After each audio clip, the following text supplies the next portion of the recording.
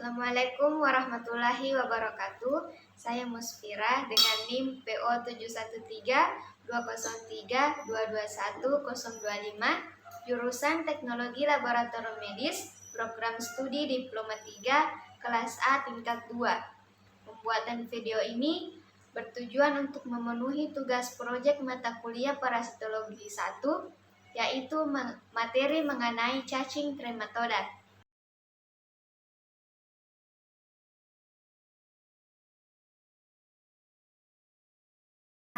Kelas trematoda atau cacing daun adalah cacing yang termasuk filum Platyhelminthes dan hidup sebagai parasit. Pada umumnya, cacing ini bersifat hemafrodit kecuali Cytosoma sp. Spesies yang merupakan parasit pada manusia termasuk subkelas Digenea yang hidup sebagai endoparasit. Berbagai macam hewan dapat berperan sebagai hospes definitif cacing trematoda, antara lain kucing, anjing, kambing, sapi, babi, tikus, burung, musang, harimau, dan manusia. Yang pertama, ada Fasciola hepatica, yang mana dapat menyebabkan penyakit fascioliasis. Hospesnya yaitu definitif pada manusia, sapi, dan kambing, melalui perantara keong atau siput air tawar dari genus Limnea. Caranya menginfeksi adalah makan tanaman air yang mengandung. Adapun morfologi dari cacing tersebut yaitu cacing dewasa berukuran panjang tubuhnya antara 20 dan 30 mm dan lebar badan antara 8 dan 13 mm.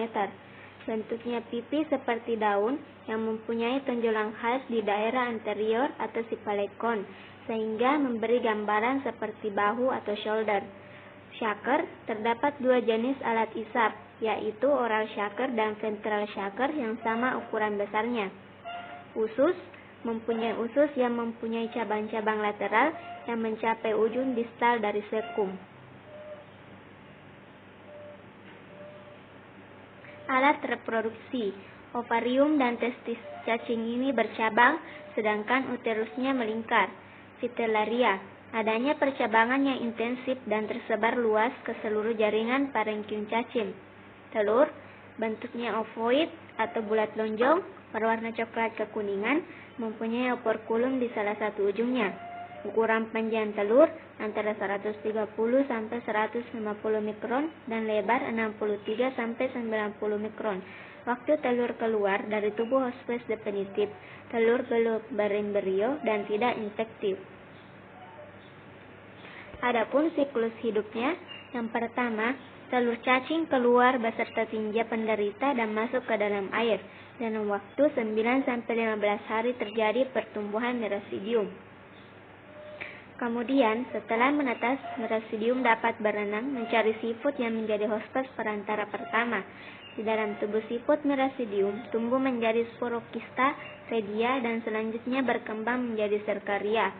Kemudian, serkaria akan keluar dari tubuh siput dan berenang untuk mencari tumbuhan air atau rumput dan berubah menjadi kista metaserkaria yang infektif.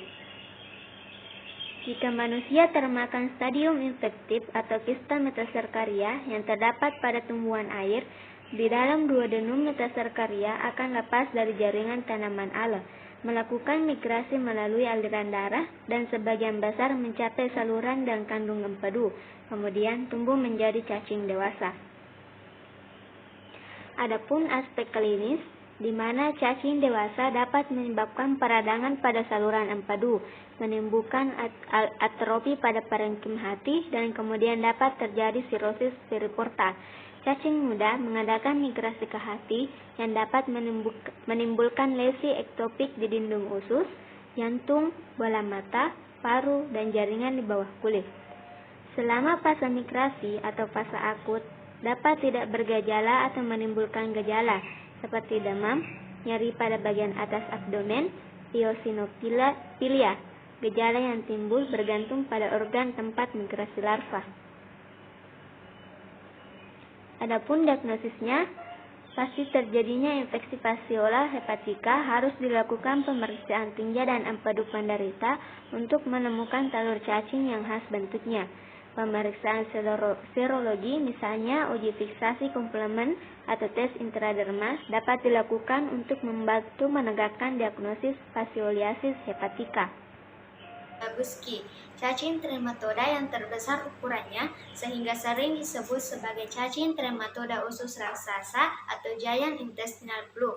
Penyakit yang disebabkannya yaitu fasiolopsiasis, hospesnya definitif terhadap manusia, anjing, dan babi. Adapun perantaranya yaitu melalui keong air, segmentina, giraulus, hipeteus, dan tumbuhan air, water chestnut, dan water lily.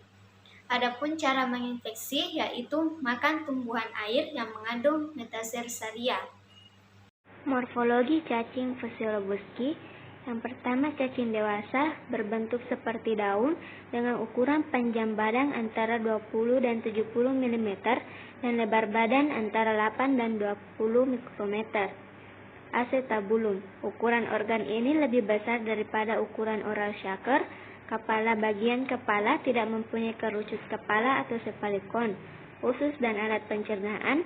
Terdapat preparin pendek, paring yang terbentuk bola dan esofagus yang pendek, diikuti oleh sepasang sekum yang tidak bercabang. Alat reproduksi.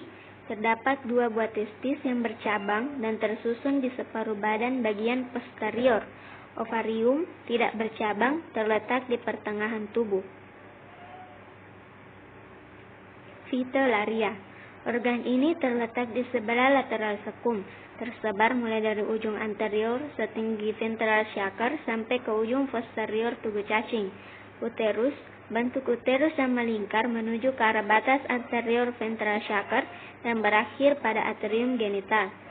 Telur mempunyai ukuran panjang 130 sampai 140 mikron dan lebar 80 sampai 95 mikron. Berdinding tipis, tembus sinar, dan mempunyai operkulum kecil pada salah satu ujungnya. Telur berbentuk lonjong berwarna kekuningan. Seekor cacing betina dapat memproduksi sekitar 28.000 butir telur setiap harinya. Adapun siklus hidup, yaitu telur imatur yang dihasilkan oleh cacing dewasa keluar bersama tinja. Telur akan mengalami embrionasi dan menetas di dalam air 3-7 minggu pada suhu hangat dan melepaskan merasidium. Selanjutnya akan menginvasi hospes perantara yang cocok. Pada tubuh siput parasit berkembang menjadi beberapa stadium. Sarkaria keluar dari tubuh siput dan berenang bebas dalam air dan selanjutnya menjadi kista metaserkaria pada tanaman air. Mamalia terinfeksi karena memakan tanaman air mentah yang mengandung kista metaserkaria. Kemudian akan mengalami eksistasi di dalam duodenum dan melekat pada dinding usus. Berkembang menjadi cacing dewasa dalam waktu kurang lebih 3 bulan, melekat pada dinding usus hospes mamali. Aspek klinis. Gejala klinis fasiolopsiasis Buschke terjadi karena cacing yang melekatkan diri pada mukosa usus halus dapat menimbulkan peradangan, ulcerasi dan abses sehingga menimbulkan keluhan nyeri epigastrium, mual, dan diare. Warna tinja menjadi hijau kuning, berbau busuk dan berisi makanan yang tidak dicerna. Jika terjadi infeksi yang berat oleh parasit ini, penderita akan mengalami anemia, edema, asites, dan anasarka. Kadang-kadang dapat terjadi obstruksi usus. Pemeriksaan darah menunjukkan gambaran eosinofil sampai 35%. Diagnosis. Untuk menegakkan diagnosis, pasti harus dilakukan pemeriksaan tinja untuk menemukan telur cacing. Selain itu, mungkin dapat dijumpai cacing dewasa pada muntahan atau di dalam tinja penderita. Kemudian Paragomimus westermani, dikenal juga dengan nama Oriental lung flu. Penyakitnya yaitu fasiolopsiasis. Hospesnya definitif terhadap manusia, kucing, anjing, harimau, serigala, dan lain-lain. Adapun perantaranya yaitu keong air tawar, tiara, semisulcospira, ketam, kotamon, dan udang air tawar. Cara menginfeksi yaitu makan ketam atau udang yang mengandung metasersaria dan dimasak kurang matang. Morfologinya, Cacing dewasa berbentuk lonjong atau ovoidal berwarna coklat kemerahan dengan panjang badan sekitar 16 mm kali 8 mm dan ketebalan 5 mm. Pada waktu hidup, cacing ini berbentuk seperti sendok, sedangkan jika mati bentuknya menjadi bulat lonjong mirip biji kopi. Kutikula cacing ini memiliki kutikula berspina yang merupakan ciri khas morfologinya. Shaker. Cacing paru mempunyai dua jenis alat pisah, yaitu oral shaker dan ventral shaker yang sama besar. Fritillaria. Kelenjar fritilin ini mempunyai banyak cabang, memenuhi seluruh bagian tepi badan parasit. Alat reproduksi. Terdapat dua buah testis berlobus yang tidak teratur bentuknya, yang terletak berdampingan pada sepertiga tubuh bagian posterior. Ovarium terletak di bagian anterior dari testis dan berada di bagian posterior dari ventral shaker. Ovarium juga mempunyai lobus-lobus. Telurnya Pharagonimus berwarna kuning kecoklatan, berbentuk lonjong dengan ukuran sekitar 95 x 55 mikron. Telur cacing ini mempunyai operkulum datar yang menebal tepinya. Ketika baru keluar dari tubuh induknya, telur belum berisi residium. Siklus hidup. Telur yang belum berisi embrio diekskresikan dalam dahak atau mungkin tertelan, sehingga juga ditemukan di feses. Dalam alam bebas, telur menjadi matang dan berisi embrio, kemudian menetas di air. Di dalam tubuh siput Miracidia tumbuh melalui beberapa tahap perkembangan, yaitu sporosis, radie, dan akhirnya menjadi serkaria yang keluar dari tubuh siput. Serkaria mencari hoses perantara dua, yaitu krustasea seperti kepiting atau udang. Kerang, di situ serkaria mengalami ensistasi dan menjadi metaserkaria yang merupakan bentuk infektif, yang kemudian dapat menginfeksi manusia melalui oral. Metaserkaria yang tertelan keluar dari kista yang pecah di usus atau duodenum, menembus dinding usus, masuk ke dalam rongga peritoneum, kemudian menembus diafragma ke paru. Di jaringan paru, mereka dienkapsulasi dan berkembang menjadi cacing dewasa.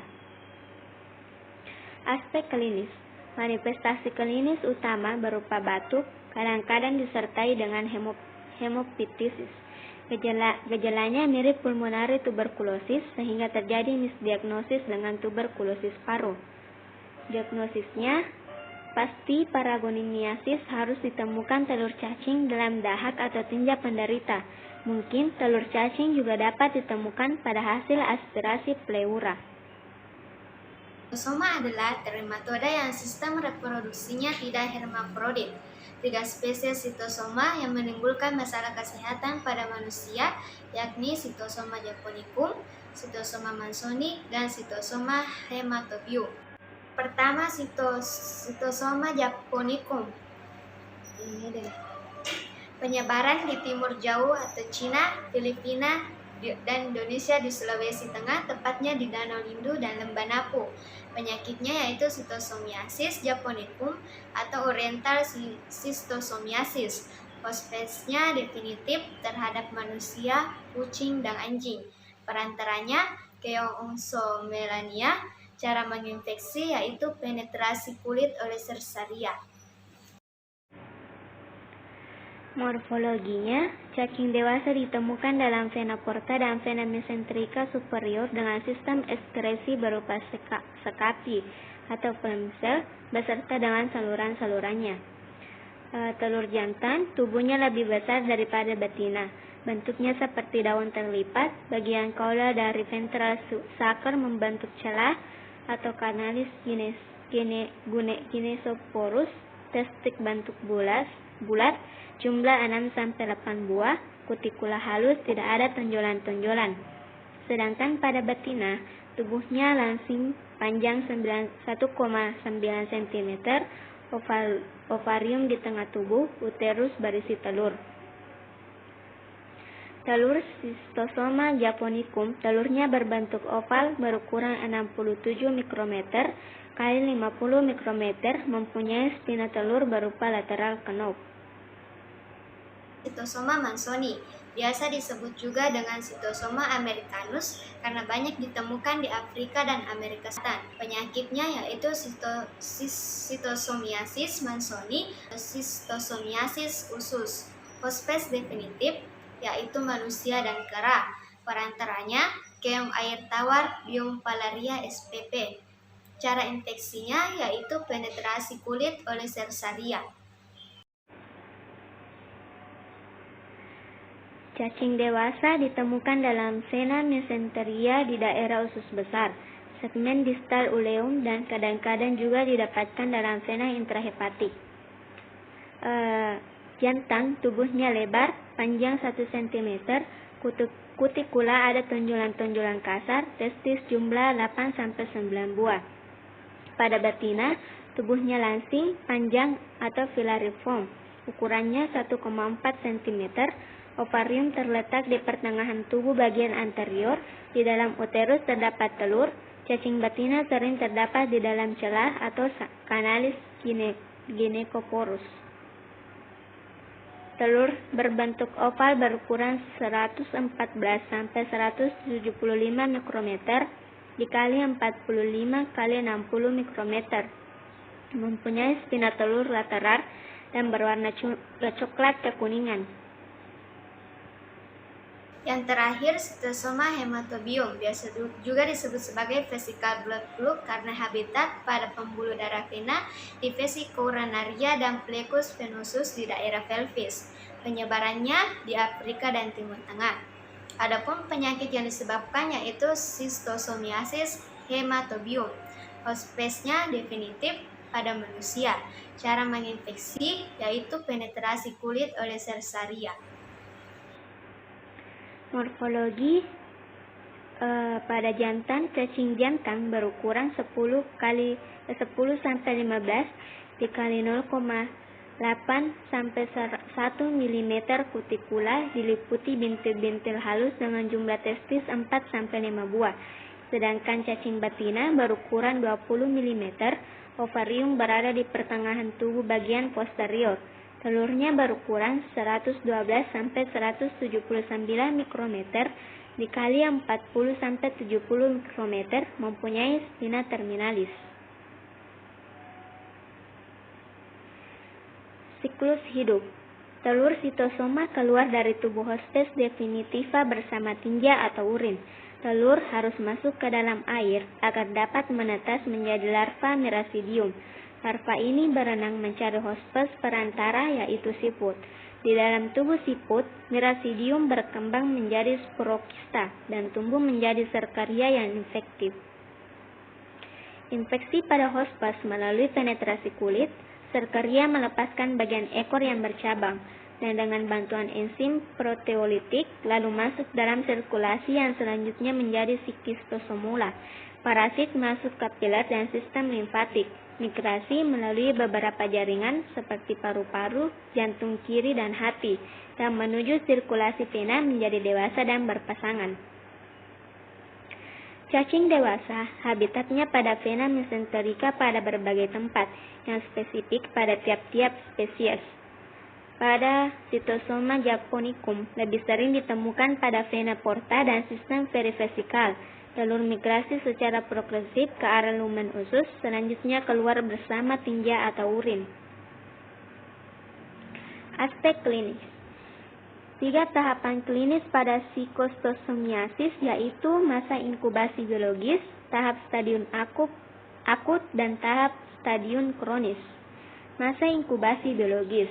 Waktu antara saat masuknya Serkaria menembus kulit sampai saat terjadinya cacing dewasa, terjadi kelainan kulit dan gatal-gatal disertai dengan keradangan akut pada hati. Adapun tahap stadium akut, pada tahapan yang terjadi akibat terbentuknya telur cacing, terjadi kerusakan jaringan dan perdarahan, pembentukan pseudoabses, pseudotubercle, dan pembentukan jaringan ikat. Kemudian tahap stadium kronik. Pada tahap stadium kronik terjadi proses-proses penyembuhan jaringan dan pembentukan jaringan fibrosis disertai pengacilan hati akibat telah terjadinya sirosis. Terjadi pembesaran limfa, asites, dan ikterus. Dapat juga terjadi hipertensi portal. Diagnosis.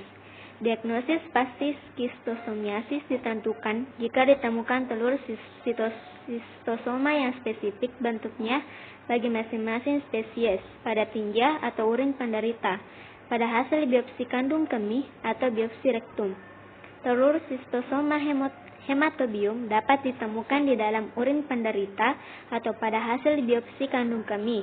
Sedangkan telur skistosoma japonicum dan telur skistosoma mansoni dapat ditemukan di dalam tinja atau pada hasil biopsi rektum. Berikut perbedaan sitosoma SPP.